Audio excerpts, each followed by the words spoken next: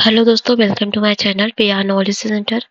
तो तबीयत थोड़ी ख़राब है, तो इसलिए आपको थोड़ी आवाज़ मेरी बैठी हुई दिख रही होगी, सुनाई दे रही होगी, दिख नहीं रही होगी। तो कोई बात नहीं, मैनेज करिएगा। सुना मतलब समझ तो आएगा ही। तो हम साइंस का करेंगे। इसके पहले हमने पॉलिटी ख़त्म कर दिया है, पॉलिटी हिस्ट्री कंप्लीट कर दिया है, जियोग्राफी भी कंप्लीट कर दिया है। और आज करेंगे साइंस। और एनवायरनमेंट भी आपका कंप्लीट हो चुका है। तो बस साइंस बचा है। चलिए साइंस कंप्लीट करते हैं, उसके बाद जो भी चीज़ें होंगी यूपी जीके वगैरह वो भी कंप्लीट कर देंगे। तो फिजिक्स का पहले क्वेश्चन हम करते हैं। तो एक मीडियम फिजिक्स, ऐसे फिजिक्स केमिस्ट्री बायोलॉजी निपटा देंगे। तो है मात्रक है, कौन सा सुमेलित नहीं है। किलोवाट है, आवर विद्युत सेल्सियस या फिर गुणक रखता है, या रिक्टर स्केल जो है आर्द्रता है।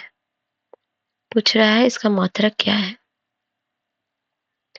इसका मात्रक होता है रिक्टर स्केल आर्द्रता। किलोवाट का विद्युत होता है, सेल्सियस का ताप का होता है, आरएच गुणक रक्त का होता है, रिक्टर स्केल भूकंप का होता है। दूसरा है वायुमंडलीय आर्द्रता मापक के लिए यंत्र होता है हाइग्रोमीटर, बैरोमीटर, एनोमीटर या थर्मोमीटर। क्या होता है? तो वो होता है हाइग्रोमीटर।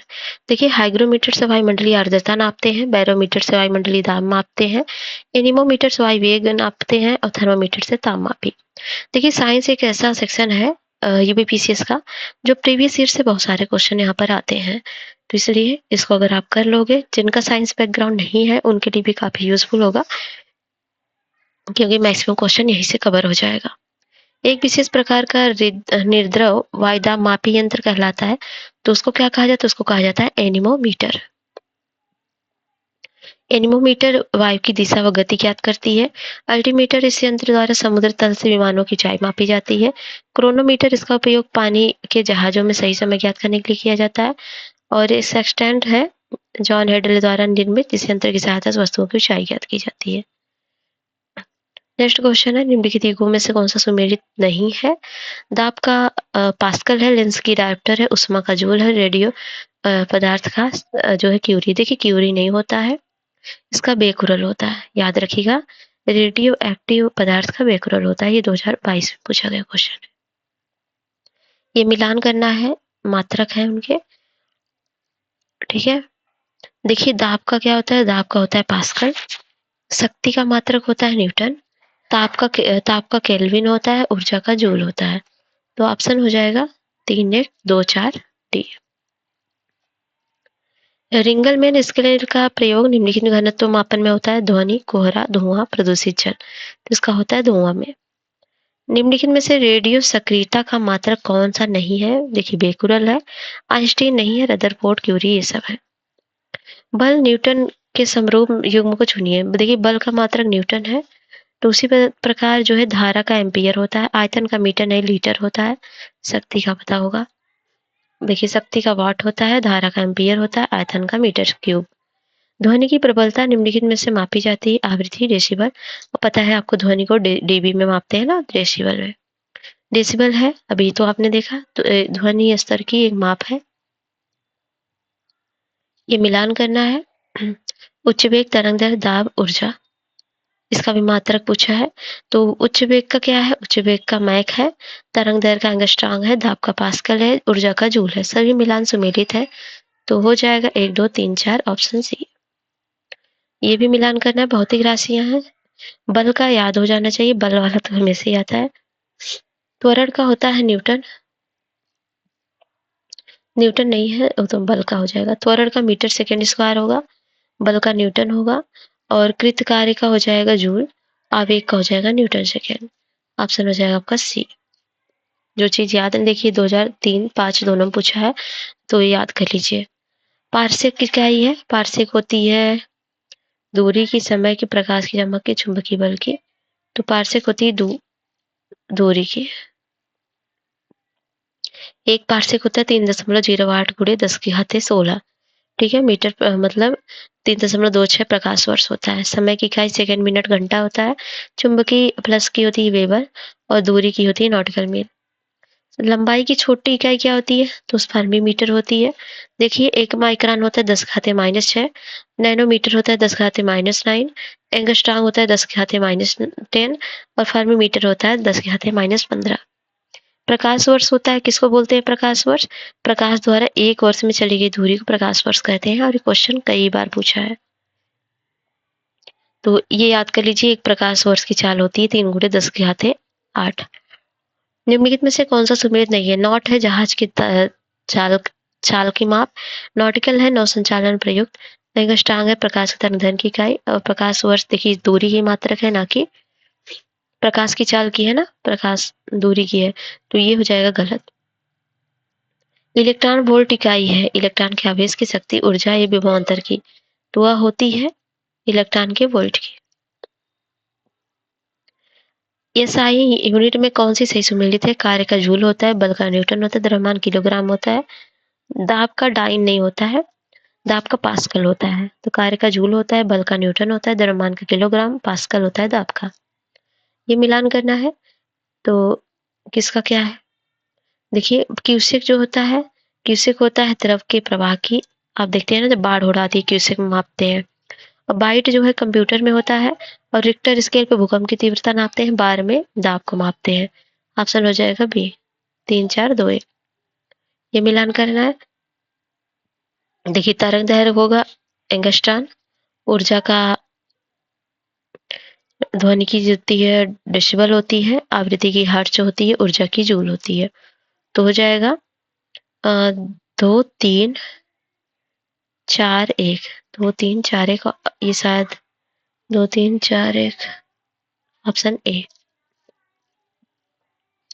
ये मिलान करिए। वाट किसका होता है? वाट आपको पता होगा शक्ति का होता है, पावर का देखते हैं ना आप, लिखा रहता है वाट, इलेक्ट्रिसिटी वाला जो भी होता है।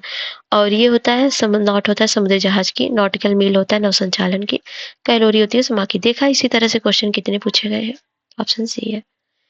मेगावाट बिजली को मापने की इकाई है जो है उत्पादित की जाती है। देखते हैं बिजली को मेगावाट में मापते हैं और मोदी जी का या फिर सबका टारगेट होता है ना, तो मेगावाट बिजली उत्पन्न करने की।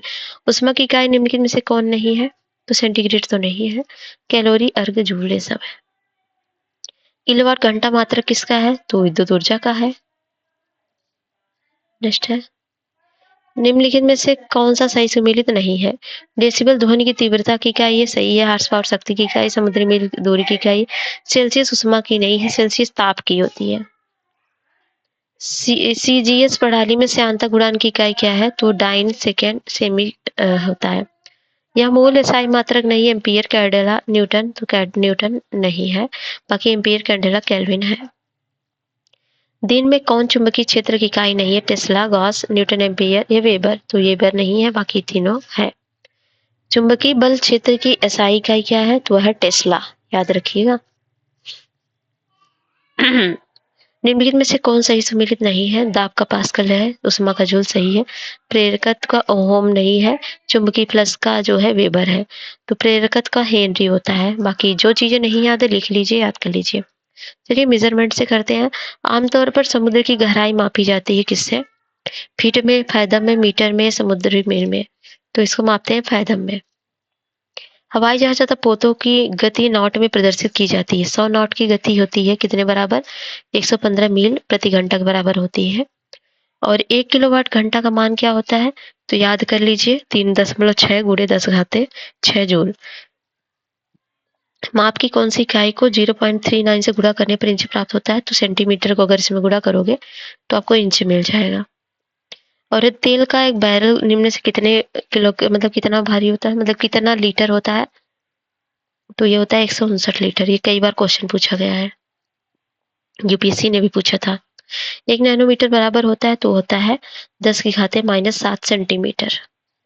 ठीक है, अगर मीटर लिखा होता तो 10⁻⁻9 हो जाता, लेकिन सेंटीमीटर है इसलिए 2 घट गया ना। विभिन्न मापक यंत्र है, देखेंगे एनीमोमीटर है। और चलिए तो एनीमोमीटर क्या मापते हैं? एनीमोमीटर वायु वेग के नापते हैं और सिस्मोग्राफ से मापते हैं क्या? भूकंप, बैरोग्राफ से वायुदाब और हाइग्रोमीटर से वायुमंडलीय आर्द्रता। ऑप्शन आपका डी हो जाएगा। ऑक्सेनोमीटर का प्रयोग किया जाता है प्रकाश संश्लेषण दर नापने के लिए, वृद्धि दर नापने के लिए, रसाकर्षण की दर नापने के लिए, तो वृद्धि दर नापने के लिए करते हैं। निम्नलिखित युगों में से कौन सुमेलित नहीं है? ओडोमीटर वाहनों के पहियों द्वारा तय की गई दूरी मापने के लिए होता है। ओडोमीटर विद्युत चुम्बकीय तरंगों की आवृत्ति मापने का। ऑडियोमीटर ध्वनि तीव्रता मापक है। एमीटर विद्युत शक्ति मापक है। तो इसमें जो है डी सुमेलित नहीं है। एमीटर जो है एम्पियर किसी विद्युत परिपथ की शाखा में बहने वाली विद्युत धारा को मापने वाला यंत्र है। नेक्स्ट है पारे का साधारणतः तापमापी यंत्रों में प्रयोग किया जाता है क्योंकि इसका विशेषता क्या है? तो उच्च संचालन होता है शक्ति, इसलिए इसका यूज होता है। एक सेक्सटेंट प्रयुक्त होता है तो किस लिए प्रयुक्त होता है? वस्तु की ऊंचाई मापने के लिए। प्रकाश की तीव्रता मापने के लिए जिस उपकरण का उपयोग किया जाता है उसे क्या कहते हैं? उसे लक्स मीटर कहते हैं। अब मिलान करना है। स्टेथोस्कोप है, स्फेगनोमीटर है, कैरेटोमीटर है। स्टेथोस्कोप क्या होता है? हृदय की धड़कन सुनने के लिए होता है। स्फेगनोमीटर क्या होता है? ये रक्तचाप की मापने के लिए होता है। कैरेटोमीटर क्या होता है? यह होता है सोने की शुद्धता का पता लगाने के लिए। लक्स मीटर होता है प्रकाश की तीव्रता मापने के लिए। ऑप्शन हो जाएगा 3, 4, 2, 1। रक्तदाब मापने के लिए ब्लड प्रेशर नापा जाता है स्फेगनोमीटर द्वारा। निम्नलिखित व्यक्तियों में से किसके द्वारा भूकंप की तीव्रता मापा जाता है? ये भी पता होगा, सिस्मोग्राफ। देखिए, इस सिस्मोग्राफ से भूकंप की तीव्रता, काइमोग्राफ से शरीर की क्रियाओं को ग्राफ निरूपित करने के वाला यंत्र है जिसमें रक्तचाप, हृदय की धड़कन मापी जाती है। स्टेथोस्कोप हृदय तथा फेफड़ों की आवाज सुनने के लिए होता है। पेरिस्कोप प्रकाश के परावर्तन के सिद्धांत पर कार्य करने वाला यंत्र है। निम्नलिखित 1500 डिग्री सेंटीग्रेड से अधिक तापमापन हेतु प्रयोग में लाया जाता है। तो उसमें प्रयोग लाया जाता है किसका?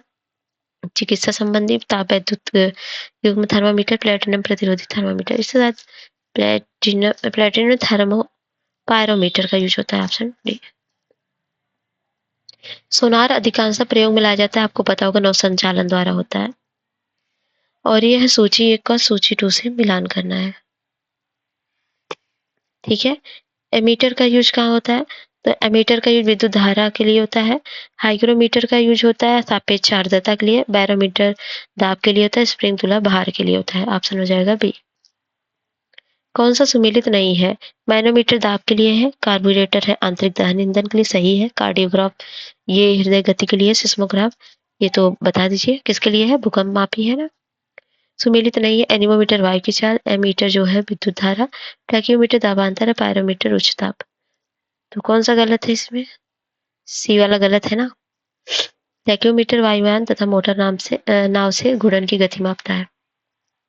रिलेटिव ह्यूमिडिटी जिसे सापेक्ष आर्द्रता क्या होता है? हाइग्रोमीटर होता है। हाइग्रोमीटर सापेक्षिक आर्द्रता मापते हैं। हाइड्रोमीटर ग्रो है, ड्रो है। देखिए ड से द्रवों का घनत्व। लैक्सोमीटर दूध की शुद्धता और पोटेंशियोमीटर से विद्युत परिपथ के दो बिंदुओं के बीच विभव अंतर। महासागर में डूबी हुई वस्तुओं की स्थिति जानने के लिए निम्नलिखित में से किस यंत्र का प्रयोग करते हैं? तो सोनार होता है, मतलब एक आवाज की तरह सोनों से आवाज ही होता है, उसको भेजता है, रिटर्न आता है तो पता चलता है कि हाँ वहाँ कुछ है। रेडियो सक्रियता मापी जाती है तो गाइगर काउंटर से। अब है फिजिकल क्वांटिटी से। निम्नलिखित में से कौन वेक्टर परिमाण है? तो वह है बल। निम्नलिखित कथनों में पढ़िए, सही उत्तर का चयन कीजिए। विद्युत धारा एक अदिश राशि है और यह अदिश योग के नियमों का पालन नहीं करती है। बिल्कुल, कथन कारण सही है, स्पष्टीकरण भी सही है।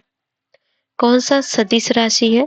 तो विस्थापन सदिश राशि है। वो राशि है जिनको व्यक्त करने के लिए दिशा और परिमाण दोनों की आवश्यकता होती है, सदिश राशि कहलाती है। तो याद कर लीजिए, बल, वेग, विस्थापन, त्वरण, संवेग, आवेग, 1, 2, 3, 4, 5, 6 और ये सब क्या है? सदिश राशियां हैं। बल, वेग, विस्थापन, त्वरण, संवेग, आवेग। जबकि समय, चाल, दूरी अदिश राशियां हैं। विद्युत विभव के संदर्भ में भी कथनों विचार कीजिए। एक अदिश राशि, एक सदिश राशि। विद्युत विभवांतर क्या है? विद्युत विभवांतर सदिश का एक ही होगा इसमें आंसर। तो कहाँ गया क्वेश्चन? हाँ, तो ये एक अदिश राशि है, ना कि सदिश राशि है। अब है आंतरिक गुरुत्वाकर्षण एवं गुरुत्व के अधीन गति। Mechanics and gravitational and motion under gravity. एक वायुयान ऊपर की ओर उठता है, तो ये उठता है इसके पंखों पर ऊपर का दबाव नीचे के दबाव की तुलना में कम होने के कारण। पृथ्वी के पारित घूमने वाले कृत्रिम उपग्रह से बाहर गिराई गई गेंद क्या करेगी? उसी कक्षा में घूमती रहेगी। यदि किसी कण के रेखीय संवेग को 2 गुना कर दिया जाए तो इसकी गति होती है 4 गुनी हो जाएगी। तो ये फार्मूले सॉल्व किया गया है। प्रकृति में सबसे मजबूत बल निम्नलिखित में से कौन सा है? गुरुत्वाकर्षण बल, नाभिकीय बल, इलेक्ट्रोस्टैटिक बल या चुंबकीय बल? तो नाभिकीय बल सबसे मजबूत है भाई। जेट इंजन की कार्यप्रणाली निम्नलिखित में से किस एक संरक्षक सिद्धांत पर कार्य करती है? तो रेखीय संवेग पर। जब एक व्यक्ति उपग्रह में पृथ्वी के चक्कर लगाता है तो क्या होता है? द्रव्यमान अपरिवर्तित रहता है परंतु भार शून्य हो जाता है। बत्ती वाले स्टोव में बत्ती में तेल चढ़ाने का कारण क्या होता है? तो केशिका क्रिया होती है। ये केशिका क्रिया उसमें भी होती है जब पेड़ में पानी ऊपर चढ़ता है। तो किसी बॉडी की गतिक ऊर्जा होती है तो इसको बोलते हैं एक स्केलर मात्रा और इसके संवेगों के वर्ग के अनुपात होता है। दोनों सही हो जाएगा इसमें। वायु दाब मापी की रीडिंग में अचानक गिरावट इस बात का संकेत है कि मौसम तूफानी होगा। और निम्नलिखित कथनों में से गलत कथन का चयन कीजिए। विभिन्न स्थानों पर भार का मान परिवर्तित होता है जबकि द्रव्यमान स्थिर रहता है। सही है। गुरुत्वीय बल का मान ऊंचाई बढ़ने पर बढ़ता है जी नहीं, घटता है। तो ये ही गलत है, ऑप्शन बी। नेक्स्ट है, प्रत्येक क्रिया के लिए एक समान और विपरीत प्रतिक्रिया होती है। नियम न्यूटन ने दिया था। एक भारहीन रबर के गुब्बारे में 200 ग्राम जल भरा जाता है तो इसका भार होगा, तो वो हो जाएगा 0। ये जब कोई वस्तु किसी द्रव में पूर्ण या आंशिक रूप से डुबोई जाती है तो उसके भार में कुछ कमी प्रतीत होती है। भार में आभासी कमी वस्तु द्वारा हटाए गए जल के बराबर होता है। मान लो 5 किलो का वजन जो आयतन का कोई वस्तु है, इसको जब पानी में डुबोगे तो जितना जल हटाएगा ना अपने मतलब एरिया के हिसाब से, वजन के हिसाब से ये उतना जल हटाएगा। तो ये हो जाएगा बराबर, तो बराबर माइनस कर देंगे तो 0 ही हो जाएगा। तो एक व्यक्ति जिसका पृथ्वी पर भार 62 किलोग्राम है, उसका चंद्रमा पर लगभग 10 किलोग्राम होगा। अंतरिक्ष में उसका भार क्या हो जाएगा? तो 0 हो जाएगा। ठीक है। नेक्स्ट है, जब किसी पिंड को चंद्रमा से पृथ्वी पर स्थानांतरित किया जाता है तो क्या होगा? तो उसका पृथ्वी पर आते ही भार बढ़ जाएगा और मात्रा परिवर्तित रहेगी। वस्तु की मात्रा बदलने पर परिवर्तित रहेगा घनत्व के वजह से, मतलब घनत्व परिवर्तित रहेगा, बाकी वजन बढ़ेगा घटेगा जो भी होगा। यदि 100 ग्राम चीनी को आधा लीटर पानी में मिलाकर एक संतृप्त चीनी का घोल तैयार किया जाए तो कौन सी भौतिक राशि नहीं बदलेगी? द्रव्यमान, घनत्व, सांद्रता, आयतन। आयतन नहीं बदलेगा। 1 गिलास चीनी है, अगर आप उसमें आधा गिलास जो है चीनी घोल दो, मतलब आधा कप चीनी घोल दो और वो सैचुरेटेड हो जाए, मतलब कि आप इसको कितना भी चीनी घोलो नहीं घुले, इसका मतलब उसका पेट भर चुका है भाई, अब इससे ज्यादा मत दो नहीं तो उल्टी कर देगा। तो इसलिए उस संतृप्त की बात कर रहा है। संतृप्त अगर है तो भाई उसके आयतन में कोई परिवर्तन नहीं होगा, अपने आयतन में ही उतना घुल सकता है। लोलक घड़ियां गर्मियों में क्यों सुस्त हो जाती हैं? तो क्योंकि लोलक की लंबाई बढ़ जाती है जिससे स्काई दोलन में लगा हुआ समय बढ़ जाता है। जब कुएं से पानी की बाल्टी को ऊपर खींचते हैं तो हमें महसूस होता है कि बाल्टी क्या हो जाती है, पानी की सतह से ऊपर भारी हो गई ना। पानी में जब तक रहेगी हल्का लगेगा, आपको डूब जाएगी। जैसे ही आप खींचोगे वजन लगेगी ना। तो पीसा की झुकी हुई मीनार गिर नहीं जाती, क्योंकि गुरुत्वाकर्षण केंद्र से जाने वाले ऊर्ध्वाधर लाइन तल के अंदर रहती है, इसलिए। समान गति से जा रहे हवाई जहाज से यदि एक बम नीचे गिराया जाता है तो बम के नीचे पहुंचने तक हवाई जहाज की स्थिति क्या होगी? बम के ठीक ऊपर, तो बम के ठीक ऊपर ही होगी। समान गति से जा रही है और हवाई जहाज, यदि एक बम नीचे गिराएगा तो बम नीचे पहुंचने तक हवाई जहाज की स्थिति उसके बम के ठीक ऊपर ही होगी। ये क्वेश्चन आरव में भी आया था इस बार। प्रेशर कुकर के अंदर का उच्चतम ताप निर्भर करता है तो ऊपर के छेद का क्षेत्रफल व उस पर रखा गया वजन पर डिपेंड करता है। हवाई जहाज से यात्रा करते समय पेन से स्याही निकलने लगती, क्यों? क्योंकि वायुदाब में कमी के कारण। नेक्स्ट है, निम्नलिखित सिद्धांत पर रॉकेट कार्य करता है। कौन सिद्धांत पर? रेखीय संवेग संरक्षण पर। देखिए, रॉकेट के अंदर अंदर ईंधन के जलने से उत्पन्न गैस के निष्कासन के विपरीत दिशा में रॉकेट का संचालन होता है। गैस जिस वेग से रॉकेट से निकलती है ठीक उसी वेग से विपरीत दिशा में रॉकेट की गति करती है। तो न्यूटन की गति के तृतीय नियम के अनुसार रॉकेट रेखीय संरक्षण के सिद्धांत पर कार्य करती है। जेट हवाई यान नीचे स्ट्रेटोस्फीयर में बड़ी सरलता और आसानी से उड़ता है। इसका क्या निर्दिष्ट व्याख्या हो सकती है? नीचे स्ट्रेटोस्फीयर में बादल और पानी के वाष्प नहीं होते हैं, बिल्कुल सही है। नीचे स्ट्रेटोस्फीयर में लंबरूपी हवाएं नहीं चलती हैं, यही दोनों रीजन है। एक बुलेट लंब रूप से ऊपर दागी जाती है, वह उच्चतम बिंदु पर पहुंचने पर मतलब T1 समय लेती है, वहां जमीन तक पहुंचने के लिए T2 समय लेती है। उस दिशा में क्या होगा? तो देखिए T1 जो होगा T2 से ज्यादा होगा।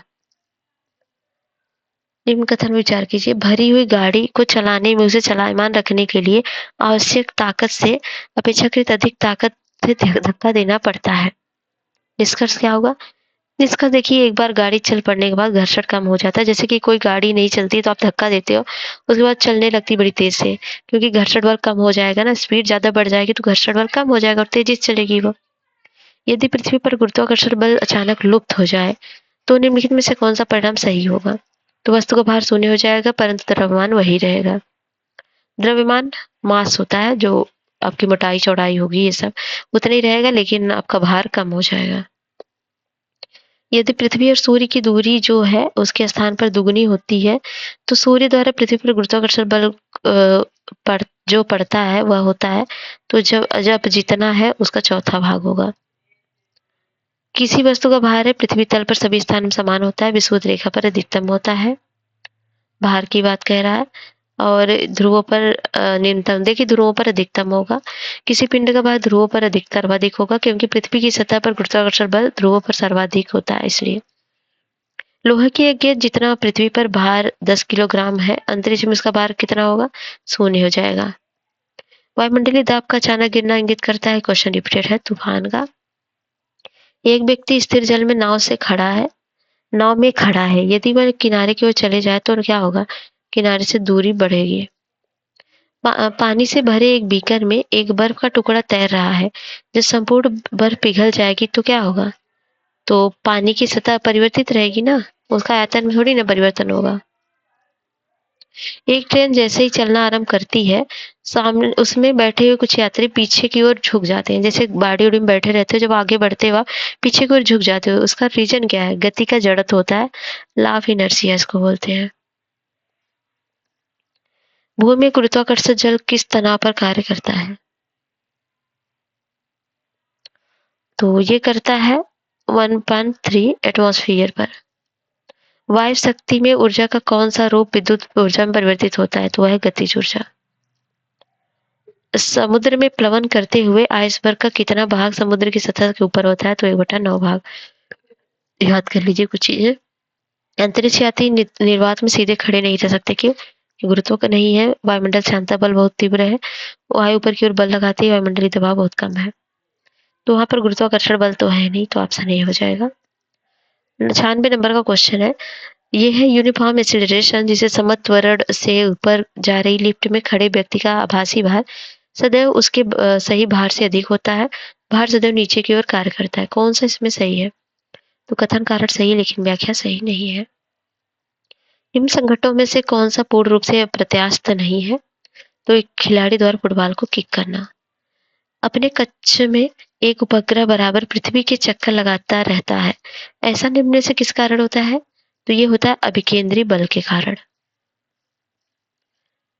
चिड़ियों के उड़ने से न्यूटन का सिद्धांत जो सिद्ध होता है वो कौन सा है? गति का तीसरा नियम, दूसरा नियम, पहला नियम, या गति का दूसरा तीसरा नियम? ये गति का तीसरा नियम। चिड़ियों के उड़ने से न्यूटन की गति का तीसरा नियम सिद्ध है। इस सिद्धांत के अनुसार हर क्रिया की समान और विपरीत दिशा में प्रतिक्रिया होती है। जितना बल कोई वस्तु अन्य वस्तु पर आरोपित करता है, उतना ही बल विपरीत दिशा में अन्य वस्तु द्वारा उस वस्तु पर कार्य करता है। दरवाजा है, अगर आप दरवाजे को पीछे की तरफ धक्का देते हो तो उतना ही दरवाजा आपकी तरफ भी बल लगाता है। Every reaction has its irreversible reaction. क्रिया निकालने वाले संयंत्र में दुग्ध छवि अलग हो जाने का कारण क्या है? केंद्र से हट जाने वाला बल, सेंट्रीफ्यूगल। चंद्रमा की सतह पर पृथ्वी की सतह पर गुरुत्वाकर्षण त्वरण अनुपात क्या होता है? तो वो होता है 1:6 के बराबर। पृथ्वी के चारों ओर चक्कर लगाने वाले एक कृत्रिम उपग्रह के भीतर एक कमानीदार तुला टंगी है। यदि उस पर 4.5 किलोग्राम का एक पिंड लटका दिया जाए तो तुला पर पाठ्यांक क्या दर्शाएगा? तो ये दर्शाएगा 0 kg। धावन मशीन का कार्यकारी सिद्धांत क्या है? धावन में से धोने वाली, इसका होता है अपकेंद्रीकरण, सेंट्रीफ्यूगल। सापेक्ष गति का सिद्धांत किसने दिया था? आइंस्टाइन ने दिया था।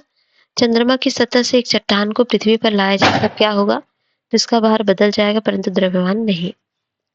तो अब चलिए करेंगे प्रॉपर्टीज ऑफ माइक्रोमैटर।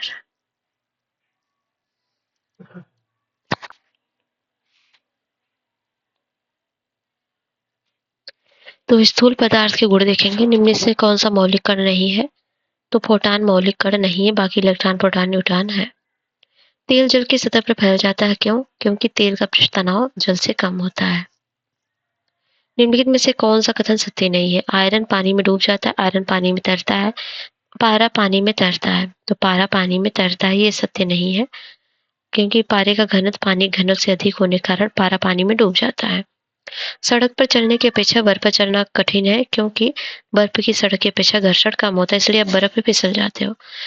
मिट्टी के घड़े में निम्न से किस क्रिया के कारण जल ठंडा रहता है? तो वो क्रिया होती है वाष्पीकरण। वर्षा की बूंद गोलाकार होती है जल के पृष्ठ तनाव के कारण। तो नेक्स्ट है, साबुन के बुलबुले के अंदर दाब कैसा होता है? तो होता है वायुमंडलीय दाब से अधिक। तेल जल के तल पर फैल जाता है, क्योंकि तेल का तल तनाव पानी से कम होता है। एक सुई पानी में डूब जाती है, जबकि लोहा पानी से बना जहाज पानी पर तैरता है, क्योंकि सुई का अपेक्षित घनत्व उसके द्वारा हटाए गए जल के पानी के अपेक्षित घनत्व से अधिक होता है, इसलिए। ये मैंने सब पढ़ाया है आपको घटना चक्र में, इसलिए यहाँ पर रिविजन बस कराऊंगी। अगर फुल वीडियो देखना है घटना चक्र का जाके देख लीजिएगा। जब कोई जहाज नदी से सागर में घुसता है तो क्या होता है? वो कुछ ऊपर उड़ जाता है ना, ऐसे ऊपर उड़ के आएगा। जब किसी शेविंग ब्रश को पानी से निकाला जाता है तो उसके बाल आपस में चिपक जाते हैं, इसका कारण क्या है? इसका पृष्ठ तनाव है। जब ताप में वृद्धि की जाती है तो द्रव का पृष्ठ तनाव कैसा होता है? तो वह घट जाता है। सत्य कथन है, किसी द्रव का पृष्ठ तनाव ताप बढ़ने पर घटता है। पृष्ठ तनाव का इकाई बल प्रति इकाई लंबाई है, तो ये किसी द्रव का पृष्ठ तनाव ताप बढ़ने पर घटता है। यदि पानी की एक बूंद को छोटी बूंदों में तोड़ा जाए तो क्या होता है? तो बढ़ जाती है क्या? पृष्ठ तनाव। नेक्स्ट है, पानी की छोटी छोटी बूंदों से मिलकर एक बड़ी बूंद बनाने की प्रक्रिया निकाय पृष्ठ का ऊर्जा है, तो उसको क्या बोलते हैं? घटती है, बढ़ती है, परिवर्तित रहती है। तो ये जो होती है ये बढ़ती है। ठीक है, देखिए इसका जो है कार्य भी घट जाता है, लेकिन इस प्रक्रिया में निकाय की पृष्ठ ऊर्जा घटती है सॉरी। साबुन के बुलबुले में रंग पैदा होने की घटना का कारण क्या है? तो व्यतिकरण होता है। द्रव की किसी गोली बूंद के भीतर दाब अधिक के अनुक्रमानुपाती होते हैं उसकी त्रिज्या के व्युत्क्रम के। रेन प्रूफ कोट और तंबुओं के पदार्थों का वर्षा सहगुण का कारण होता है, ये पृष्ठ तनाव होता है। जब नमक को बर्फ के साथ मिलाया जाता है तो ताप शून्य से कम हो जाता है। नमक का बर्फ का प्रमाण अधिमिश्रण बनाता है। कथन कारण सही है, व्याख्या सही है। देखिए जब नमक को बर्फ के साथ मिलाया जाता है तो तापमान शून्य से कम हो जाता है। ठीक है, और जाता है तथा कारण नमक और बर्फ का प्रगाढ़ अधिमिश्रण बनता है, दोनों सही है।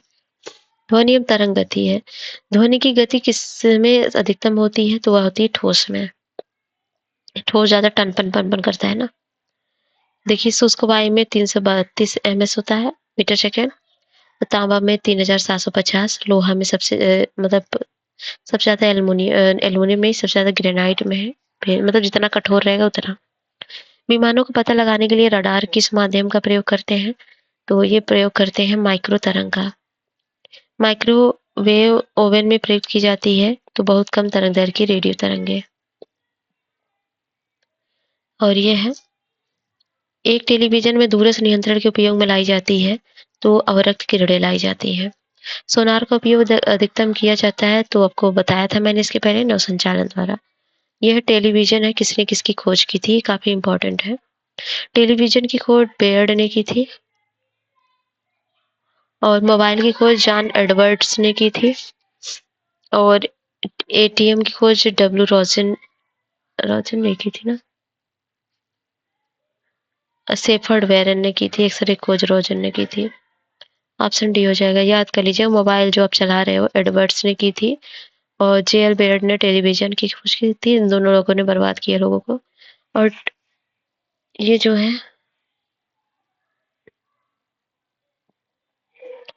एटीएम की खोज जॉन सेफर्ड वेरन ने, और एक्स किरणों की डब्ल्यू एरोटेंडम ने। दूरस्थ रिमोट नियंत्रण युक्ति में टीबी इत्यादि के लिए होता है एक लघु, तो ये होता है एक छोटा ट्रांसमीटर जो अवरक्त संकेत उत्सर्जित करता है, रिमोट से निकलता है। एक्स किरणें जो पदार्थों में अधिक दूरी तक प्रवेश करते हैं वो होते हैं कठोर एक्स किरणें। जब टीवी का स्विच ऑन किया जाता है तो क्या होता है, दूसरा व दृश्य दोनों एक साथ शुरू होते हैं। तो गामा किरणें एक्स किरणों से अधिक वेदनशील होती हैं। गामा किरणें प्रकाश के वेग से चलती हैं। तो इसमें जो है, जो कथन कारण सही है लेकिन व्याख्या सही नहीं है। कौन सी तरंग विद्युत चुंबकीय स्पेक्ट्रम परिवार का नहीं है? तो एक्स किरणें हैं, सूक्ष्म तरंगें और रक्त किरणें, लेकिन अल्ट्रासोनिक नहीं है। लहरें एक स्थान से दूसरे स्थान को संचारित करती हैं ऊर्जा को। नेक्स्ट है, निम्नलिखित विद्युत चुंबकीय विकिरणों में से किसका ऊर्जा अधिकतम होता है? तो एक्स किरणों की सबसे ज्यादा होती है, दृश्य प्रकाश और रक्त किरणें परावैंगनी सबसे ज्यादा होती है। नेक्स्ट है, देखिए गामा किरणों की कितनी है? एक्स किरणों की परावैंगनी, दृश्य और रक्त, सूक्ष्म तरंगें और दीर्घ तरंगों के, सबका देख लीजिए एक बार। रात्रि दृष्टिकोण के कैमरे में किसका उपयोग नहीं करते हैं? तो यक्स विकिरण का नहीं करते हैं, बाकी वस्तुओं के स्मा विकिरण, इंफ्रारेड और प्रवर्धित प्रकाश का करते हैं। घटना जो ध्वनि तरंगों में नहीं होती है वह है ध्रुवण, बाकी व्यतिकरण, परावर्तन, विवर्तन होता है। डॉक्टरों द्वारा प्रयुक्त होने वाला स्टेथोस्कोप जिस सिद्धांत पर कार्य करता है वो कौन सिद्धांत है? ध्वनि तरंगों का अध्यारोपण है। ये मिलान करना है। देखिए, जहाँ शांत क्षेत्र होगा वह 50 डीबी होगा, आवासीय क्षेत्रों में 55 होगा, औद्योगिक क्षेत्र में जो होगा 65 होगा ना, व्यापारिक क्षेत्र में। औद्योगिक क्षेत्र में क्या 70 दिया है, व्यापारिक में 65। देख लीजिए एक बार, आवासीय में 55 होगा, शांत में 50 होगा, औद्योगिक में ज्यादा होगा, फिर व्यापारिक में होगा। इसका मिलान सही था, 2 1 4 थे। निर्वात में ध्वनि का प्रसार होता है, ध्वनि की गति सभी माध्यमों में एक समान होती है, तो दोनों गलत है। निर्वात में ध्वनि का प्रसार संभव नहीं है, और ध्वनि के प्रसार के माध्यम की जरूरत तो होती है। पराध्वनिक विमान उड़ते हैं तो ये उड़ते हैं ध्वनि की चाल से अधिक चाल से। एक सितार में किस प्रकार की ध्वनि तरंगें उत्पन्न होती हैं? तो होती हैं अप्रगामी अनुप्रस्थ। निम्नलिखित में कौन सा कथन सही नहीं है? मनुष्य का कान जो होता है 1000 हर्ट्ज पर सबसे सुग्राही होता है, तो सुग्राही नहीं होगा, ब्लास्ट कर जाएगा। मनुष्य की आंख लाल रंग के लिए सबसे अधिक सुग्राही है, यही सही है। रडार प्रणाली पाई जाती है तो पाई जाती है चमगादड़ में। रडार मतलब रेडियो डिटेक्शन एंड रेंजिंग तकनीक का उपयोग चमगादड़ भी करते हैं। ध्वनि का वेग अधिकतम होता है तो वह होता है इस्पात में। और निम्नलिखित में से कौन सी परिस्थिति में वृक्ष के पत्तों की सरसराहट डेसिबल स्तर प्रदर्शित करता है? तो 20 डेसिबल पर। कमरे का शांत जो या शांत कार्यालय ध्वनि होती है 40 डेसिबल। समान बातचीत के 60 डेसिबल। जेट इंजन की 120 डेसिबल होती है, रॉकेट इंजन की 180 डेसिबल होती है।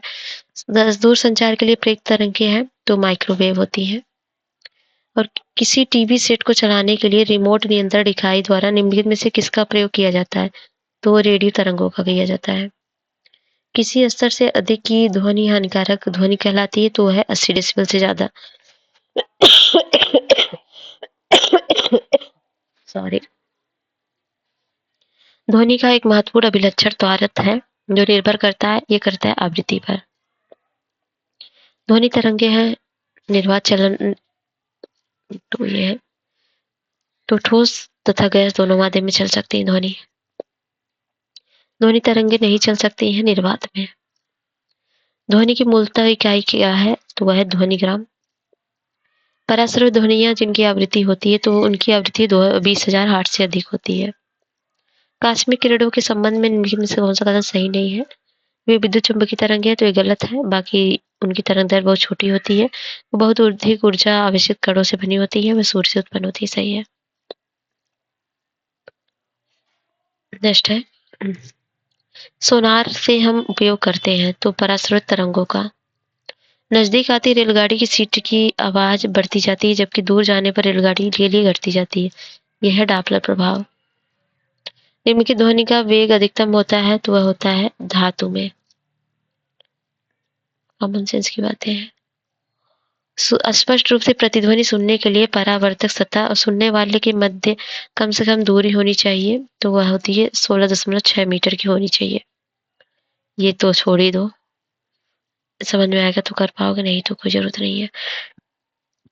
देखिए ध्वनि का में सबसे ज्यादा इस्पात में होता है, फिर जल में होगा, फिर नाइट्रोजन गैस में होगा।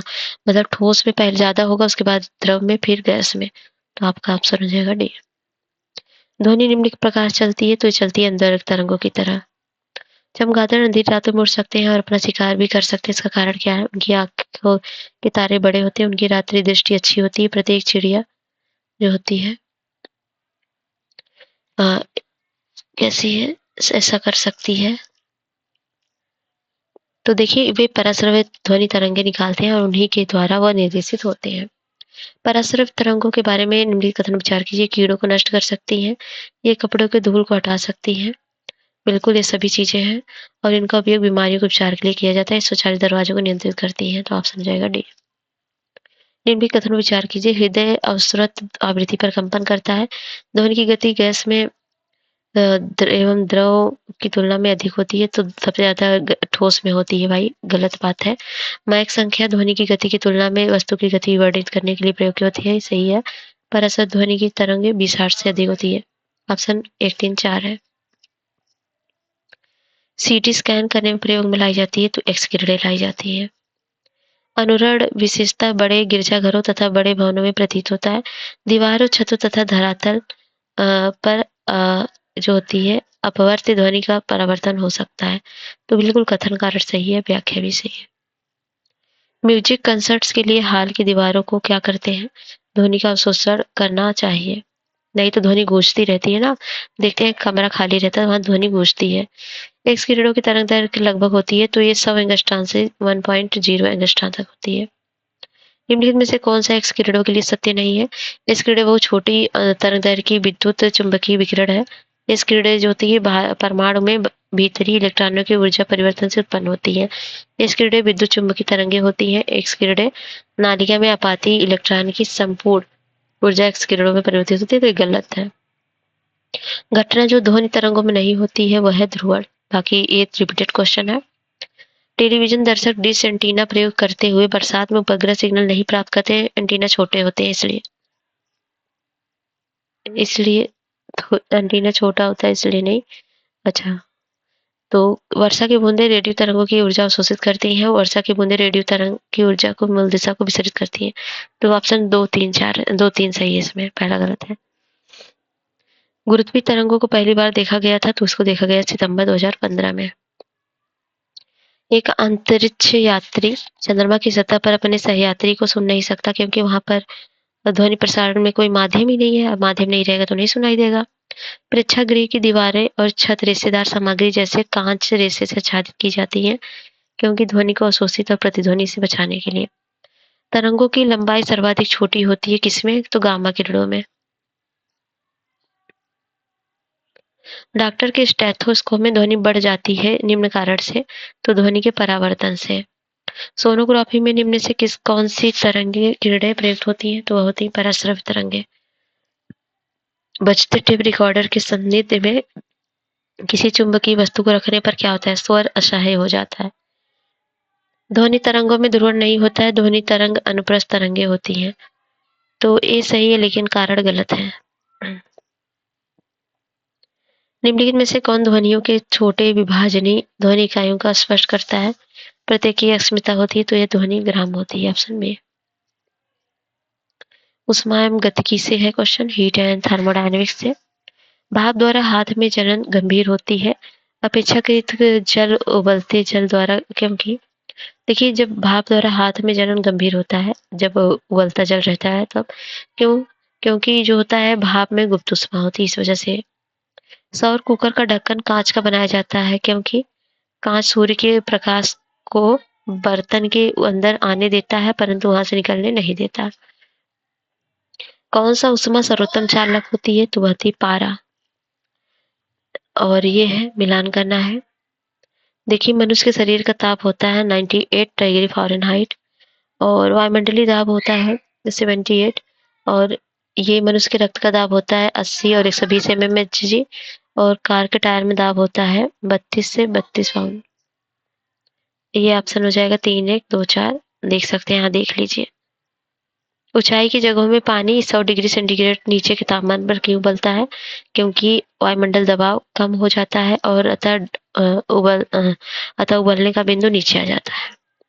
बर्फ के 2 ब्लॉक जब आपस में दबाए जाते हैं तो बर्फ का एक ब्लॉक बन जाता है क्योंकि बर्फ का गलनांक दबाव के घटने से घटता है। परम शून्य उस तापक्रम को कहते हैं जिस पर क्या होता है? जिस पर किसी गैस की आणविक गति रुक जाती है। यह है ताप के निम्नलिखित में से किस पैमाने में ऋणात्मक मान नहीं होता है? तो केल्विन में नहीं होता है। और निम्नलिखित प्रकार के ऊष्मा इंजनों में से कार्बोरेटर का प्रयोग किसमें किया जाता है? तो इसको पेट्रोल इंजन में किया जाता है। ये भी पीछे से देखिए कार्बोरेटर पेट्रोल इंजन में प्रयुक्त होने वाला उपकरण या अवयव है। कार्बोरेटर पेट्रोल में हवा को मिलाता है जिससे उच्च दहन क्षमता वाला ईंधन मिश्रण प्राप्त होता है और इस मिश्रण से एक विशेष अनुपात में हवा पेट्रोल मिल जाते हैं। ऊष्मागतिकी रूप से कार्बन का सबसे स्थिर रूप कौन सा है? तो वह है ग्रेफाइट। और ये है एंट्रोपी के संदर्भ में जब तंत्र की ऊर्जा बढ़ती है तो निम्नलिखित में से कौन सा कथन सही है? तंत्र की एंट्रोपी बढ़ती है तो ये सही है, तंत्र की एंट्रोपी घटती है। इन दोनों में से एक ही सही होगा तो एक ही सही है। मानव गर्म एवं आर्द्र जलवायु में सहज महसूस करता है, आर्द्र जलवायु में पसीना तेजी से वाष्पित हो जाता है। तो कौन सा कथन सही है? तो ये ऑप्शन जो है ए तो सही है लेकिन वाष्पित जल्दी नहीं होता, डी गलत है। एक ब्लैक बॉडी नहीं करती है विकिरण का उत्सर्जन, तो देखिए विकिरण का अपवर्तन नहीं करती है। ठीक है।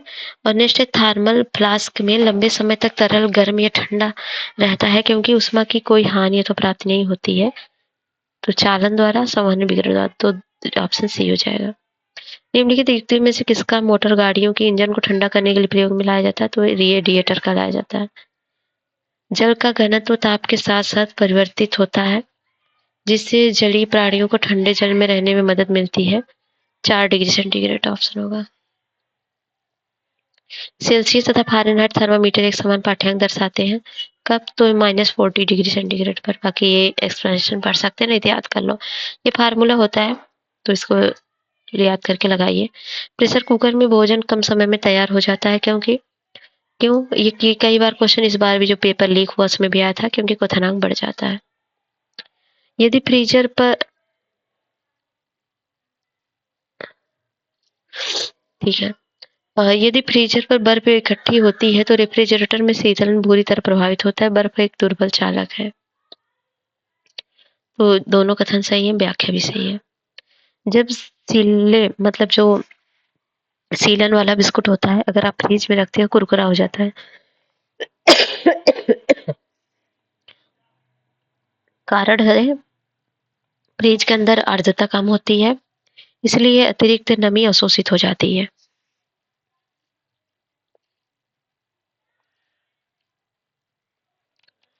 ठीक है।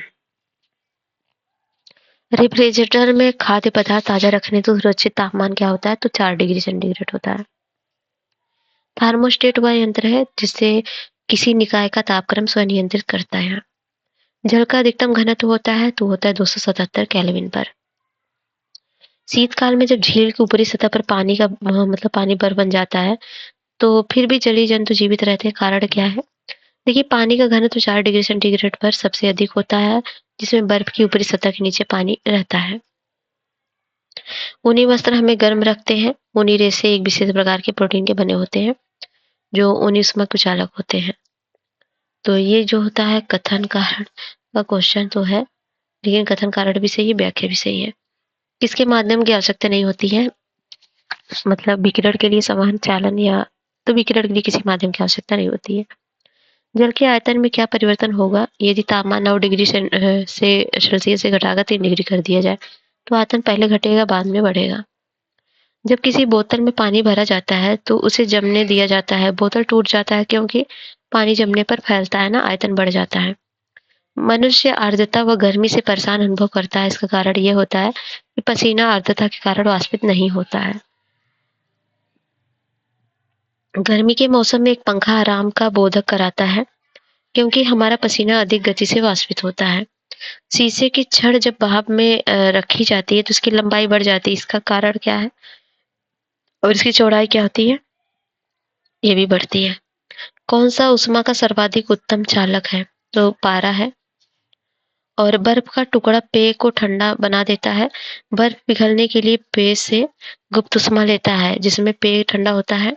तो कारण कारण सही है, व्याख्या भी सही है।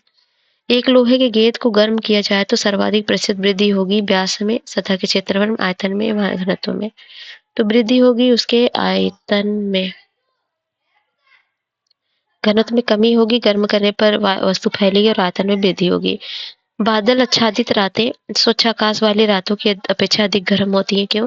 क्योंकि बादल अधिक उष्मा पृथ्वी तथा हवा से उष्मा का विसरण रोकता है। यदि एक चाय के प्याले में चाय को 90 डिग्री सेंटीग्रेड से 80 डिग्री सेंटीग्रेड तक ठंडा होने में ठीक 1 मिनट का समय लगता है, तो उसी को 70 डिग्री सेंटीग्रेड से 60 डिग्री सेंटीग्रेड तक ठंडा होने में कितना समय लगेगा? 1 मिनट से अधिक लगेगा। ये मिलान करना है जल का क्वथनांक कितना है और मानव शरीर का, और जल का अधिकतम। ये पीसीएस में ही पूछा गया क्वेश्चन है। देखिए, जल का क्वथनांक 373 डिग्री केल्विन होता है। मानव शरीर का होता है 310 और जल का अधिकतम घनत्व होता है 277 और -40 फ़ारेनहाइट होता है 233 के बराबर। 3 2 4 1 याद कर लीजिए भैया, क्या पता पूछ रहे। केल्विन ताप स्केल पर पानी का क्वथनांक क्या होता है? फिर से देखिए 373 ये था ना, यही पूछा है। केल्विन ताप पैमाने पर जिस पर ताप केवल धनात्मक होता है वह है केल्विन। एक थर्मस फ्लास्क को जिसमें काफी भरी हुई है प्रबलता से हिलोरा जाता है, सत्य कथन क्या है? तो इसका तापक्रम बढ़ जाता है। अच्छे उत्सर्जक अच्छे अवशोषक भी होते हैं। यह कथन निम्नलिखित में किस पर आधारित है? तो किरचॉफ के नियम पर। याद करना पड़ेगा इसको। एक गैस के अणुओं की औसत गतिज ऊर्जा दुगुनी हो जाएगी यदि स्थिर आयतन पर उसका दाब दुगुना कर दिया जाए। ठीक है, ये सब रिपीटेड है। हल्के रंगीन कपड़ों को गर्मी में वरीयता दी जाती है। हल्के रंग उष्मा को कम अवशोषित करते हैं। तो कथन कारण सही है, इसलिए सब व्हाइट व्हाइट कपड़ा पहनते हैं ना हल्के कलर में। काला जो होता है ज्यादा उष्मा अवशोषित करता है, गर्मी ज्यादा लगती है इससे। नेक्स्ट है, यदि हम एक लोहे के टुकड़े को गर्म करके जाएं तो वह हल्का लाल चमकता है, फिर सफेद अंत में हो जाता है। तो कैसा हो जाता है? अंत में नीला हो जाता है। 100 डिग्री की वाष्प द्वारा उत्पन्न जलन उसी ताप के पानी द्वारा उत्पन्न जलन से अधिक गंभीर होता है क्योंकि वाष्प द्वारा अधिक उष्मा दी जाती है। ऊनी कपड़े शरीर को ठंडे मौसम में गर्म रखते हैं, ऐसा वे शरीर की गर्मी को बाहर निकालने से रोककर। नेक्स्ट है, प्रकाश से, लाइट से। प्रकाशीय संचार का क्या लाभ, मतलब क्या लाभ नहीं है? अधिक गति ये नहीं है, बाकी चुंबकीय शोर नहीं है, कोई विद्युत शोर नहीं है और अधिक बैंड चौड़ाई नहीं है। कौन सी ठोस अवस्था युक्ति नहीं है? सीआरटी, एफआईटी या एलईडी? तो यह है सीआरटी। अंतरिक्ष में देखने पर पृथ्वी दिखाई पड़ती है कैसी? नीली, भूरी, काली, पीली या लाल? तो नीली दिखाई देती है पृथ्वी जल के कारण। इंद्रधनुष का सीमावर्ती रंग कैसा है? तो वह बैगनी एवं लाल किनारे का। विबग्योर याद है ना? विबग्योर इसका शॉर्ट फॉर्म है पूरे कलर का, याद कर लीजिए। वायलेट देखिए किनारे है और रेड भी किनारे है, वही पूछा है। पूर्ण सूर्य ग्रहण को सीधा देखने के लिए आंख को जो नुकसान होता है उसका कारण क्या है? तो सूर्य की अल्ट्रावायलेट किरणें हैं। ऑप्टिकल फाइबर के बारे में विभिन्न वक्तव्यों में कौन सा सही नहीं है? तो ये सस्ते होते हैं, भाई महंगे होते हैं। ऊनी वस्त्र हमें गर्म रखते हैं, ऊनी रेशे एक विशेष प्रकार प्रोटीन। देखिए रिपीटेड क्वेश्चन है, तो कथन कारण सही है, व्याख्या भी सही है। सौर सेल एक ऐसी युक्ति है जो रूपांतरित करती है। तो सौर सेल प्रकाश ऊर्जा को विद्युत में रूपांतरित करती है। और सोलर कुकर में अवतल दर्पण प्रयुक्त होता है। लाउड स्पीकर में विद्युत ऊर्जा का रूपांतर ध्वनि ऊर्जा में होता है। मोटर में विद्युत ऊर्जा का रूपांतर यांत्रिक ऊर्जा में होता है। तीनों कथन सही है। एलईडी की कार्यप्रणाली किस सिद्धांत पर आधारित है? तो यह है विद्युत संदीप्त। नेक्स्ट है, रात्रि दृष्टि वाले कैमरा निम्नलिखित में किसका उपयोग नहीं करते हैं? तो ये भी रिपीटेड क्वेश्चन है। सूर्य का प्रकाश हम तक पहुंचने में समय लगता है, तो 8 मिनट का लगता है। सफेद रोशनी में देखा गया साबुन का बुलबुला रंग दिखाता है, इसके लिए जिम्मेदार घटना क्या है? तो व्यतिकरण होता है। वायुमंडल में प्रकाश के प्रसार का कारण क्या है? तो धूल का कण। निम्नलिखित में से कौन अन्य तीनों की तुलना में ज्यादा सूर्य की रोशनी परिवर्तित करता है? तो ताजा बर्फ से ढकी भूमि, वो रिफ्लेक्ट कर देती है ना, इसी को तो बोलते हैं। कौन सा प्रभाव था? पेट्रोल की बूंदें जब वाहन से सड़क पर वर्षा के जल के ऊपर गिरती है तो विभिन्न रंग दिखाई पड़ता है। इसका कारण है व्यतिकरण होता है। निकट दृष्टि दोष का इलाज किया जाता है तो अवतल लेंस से। सूर्य के प्रकाश को हम पहुंचने में समय लगता है, अभी देखा आपने, 8 मिनट। सफेद प्रकाश में उपस्थित निम्नलिखित रंगों में से कौन सा रंग शीशा के प्रिज्म द्वारा सबसे कम विचलित होता है? वह है रेड। नेक्स्ट क्वेश्चन है, श्वेत वस्त्र काले वस्त्रों की अपेक्षा ठंडे होते हैं क्योंकि वे संपूर्ण प्रकाश को परावर्तित करते हैं। लेंस की क्षमता का मात्रक क्या है? तो डायोप्टर है। और निम्नलिखित में से किसका वेग अधिकतम होता है? तो प्रकाश का सबसे ज्यादा होता है ना। इंद्रधनुष दिखाई पड़ता है तो सूर्य के प्रकाश के विक्षेपण के कारण। शरीर के अंदर के अंगों को देखने के लिए डॉक्टर एक इंडोस्कोप का उपयोग करते हैं। इसका सिद्धांत किस पर आधारित है? तो इसका प्रकाश का पूर्ण आंतरिक परावर्तन पर। जल के अंदर वायु का बुलबुला व्यवहार करता है कैसा? यह अपसारी लेंस जैसा है। एक कटा हुआ हीरा जगमगाहट के साथ चमकता है। क्यों? क्योंकि पूर्ण आंतरिक परावर्तन होता है। मानव की समान स्वस्थ आंख के लिए स्पर्श दूरी की न्यूनतम क्या है? तो 25 सेंटीमीटर है। कार के पीछे आने वाले यातायात को देखने के लिए निम्नलिखित प्रकार के दर्पणों में से किसका उपयोग होता है? उत्तल दर्पण का होता है। नेक्स्ट है, एक दर्पण जिससे काफी अधिक चौड़े क्षेत्र का अवलोकन होता है अवश्य ही होगा एक अनुत्तल दर्पण। प्रकाश के एक बिंदु स्रोत को दो समांतर समतल दर्पणों के मध्य रखने पर कितने प्रतिबिंब बनेंगे? तो बनते हैं 8। CFL का फुल फॉर्म क्या होता है? तो इसका होता है कॉम्पैक्ट फ्लोरेसेंट लैंप। आकाश का नीला रंग किसका कारण होता है? तो प्रकाश का प्रकीर्णन के। प्रकाश में वस्तुएं दिखाई पड़ती हैं, परावर्तित प्रकाश का अपवर्तन कारण। तो ये होता है प्रकाश के परावर्तित प्रकाश कारण। हमें हरी घास का रंग हरा दिखाई देता है, क्यों? क्योंकि हरे रंग के प्रकाश को हमारी आंखों पर परावर्तित करती है, इसलिए हमें वो कलर दिखाई पड़ता है। रोगियों के दांत देखने के लिए दंत चिकित्सक किस लेंस का उपयोग करते हैं? तो अवतल का। अवतल जो है बड़ा करके दिखाता है, उत्तल जो होता है छोटा करके दिखाता है। ठीक है। निकट दृष्टि दोष मायोपिया वाला व्यक्ति देख सकता है। तो मायोपिया मतलब निकट दृष्टि दोष है, तो निकट की वस्तु तो दिखेगी लेकिन दूर की नहीं दिखेगी। तो नजदीक की स्थिर वस्तु मतलब ठीक दिखेगी। ऑप्शन ए हो जाएगा। कौन सा कथन सही नहीं है? वृक्क तृष्णा एक प्रकाशिक भ्रम है जो प्रकाश के पूर्ण आंतरिक परिवर्तन से होता है। सर्च लाइट में अवतल दर्पण प्रयुक्त होता है। गर्मी में जो है, गर्मी में समानता सफेद या हल्के रंग वाले कपड़े गाढ़े रंग के कपड़ों की तुलना में वरीय माने जाते हैं।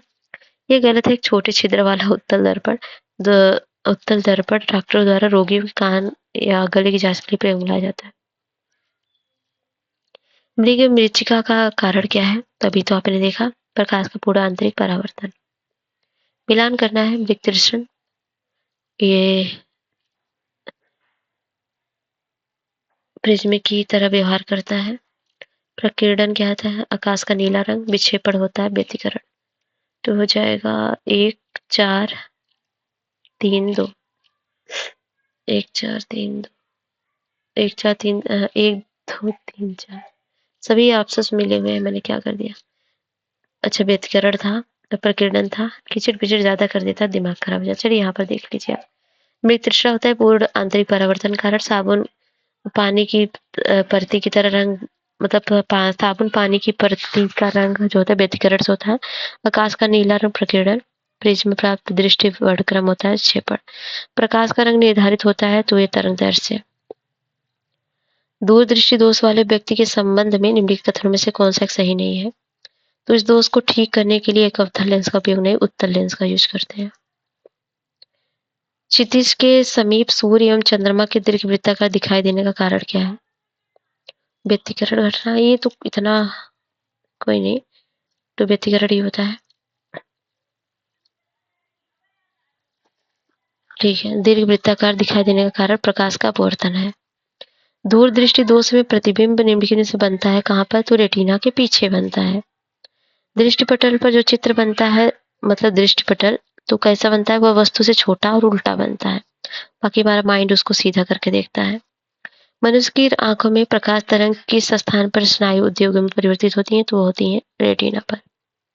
आंख में संकेंद्रण होता है तो लेंस की उत्तलता में परिवर्तन के द्वारा। नेक्स्ट है, मानव आंख दृश्य प्रकाश की जिस तरंगदैर्घ्य के लिए सर्वाधिक सुग्राही है वह है 5500 एंगस्ट्रॉम। धूप के जो सन ग्लासेस होते हैं उसका जो पावर होता है जीरो होता है, जीरो डायोप्टर। खतरे के संकेतों के लिए लाल रंग का प्रयोग किया जाता है क्योंकि इसका प्रकीर्णन सबसे कम होता है और दिखेगा जल्दी। धूप से बचने के लिए छातों में रंग संयोजन निम्न में से कौन सा सबसे उचित है? तो ऊपर उजला, नीचे काला। ठीक है, ऊपर का रिफ्लेक्ट कर देगा, अंदर का एब्सॉर्ब करेगा। प्रसारी विश्व की संकल्पना आधारित है डॉपलर या स्टार प्रभाव या झीमान या रमन इफेक्ट पे। तो ये है डॉपलर पर। खगोलीय दूरदर्शी से बना प्रतिबिंब होता है काल्पनिक और बड़ा। खोज बत्ती में दर्पण जो प्रयुक्त होता है कौन सा होता है? तो होता है नतोदर।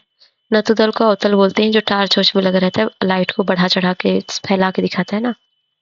दृश्य प्रकाश का द्रव्यमान प्रसार होता है तो वो होता है 390 से 780 नैनोमीटर। किसी तारे का रंग दर्शाता है तो इसका ताप, जितना ताप होगा, ये मैंने ज्योग्राफी में पढ़ा था। दो समतल दर्पण एक दूसरे से किसी कोण पर नत है। एक प्रकाश की किरण एक दर्पण के समांतर चलकर दो परावर्तन के बाद दूसरे दर्पण के समांतर हो जाती है। इससे दर्पणों के बीच होता है 60 डिग्री, 7 डिग्री, 40 डिग्री, 30 से 90। तो ये होता है 60।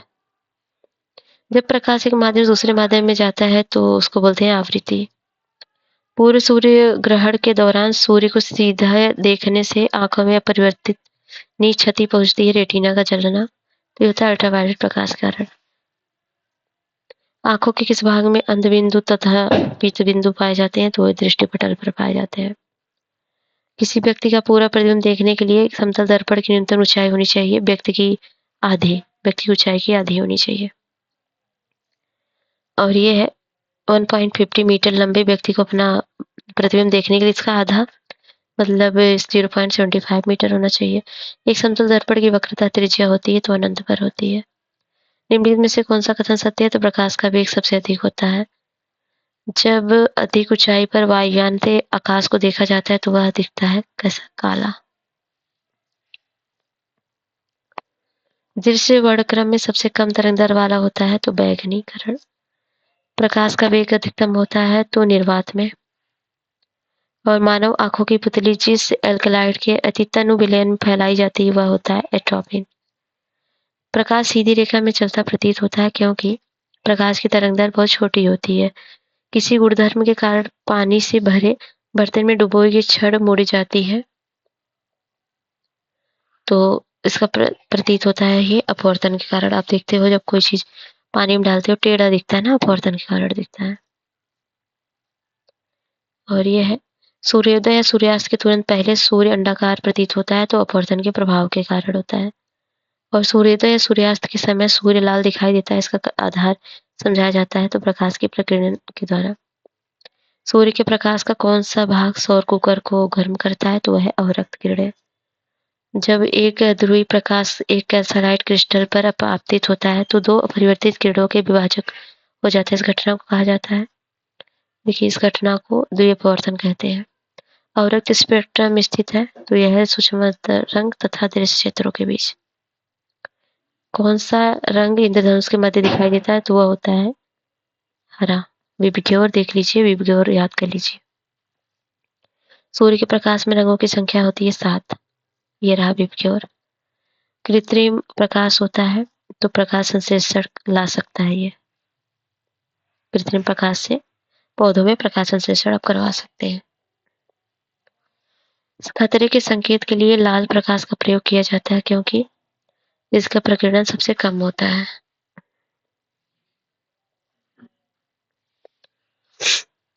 और ये निम्नलिखित किरणें हैं अवरक्त, पराबैंगनी, गामा, सूक्ष्मकण। तो सबसे ज्यादा सूक्ष्म तरंग होते हैं, फिर अवरक्त, उसके बाद पराबैंगनी, फिर गामा। तरंगदैर्ध्य देख सकते हैं, गामा का होता है 10⁻⁻14। सबसे ज़्यादा सूक्ष्म और सबसे ज़्यादा गामा, फिर पराबैंगनी, फिर अवरक्त, फिर सूक्ष्मदर्शी। समान फोकस दूरी वाले कांच के 2 लेंस जिनमें एक उत्तल तथा दूसरा अवतल लेंस है, एक दूसरे से सटाकर रखे गए हैं। यह गुण व्यवहार करेगा कांच की समतल चादर की भांति। हम कमरे में सूर्य का प्रकाश पाते हैं तो परावर्तन द्वारा। हमें विद्युत एवं विद्युत चुम्बकीय प्रेरण से। तो थोड़ा-सा बचा है फिजिक्स का, इसको हम कंप्लीट कर लेंगे। उसके बाद हम करेंगे केमिस्ट्री, ठीक है? तो चलिए नेक्स्ट वीडियो हम करेंगे कंप्लीट।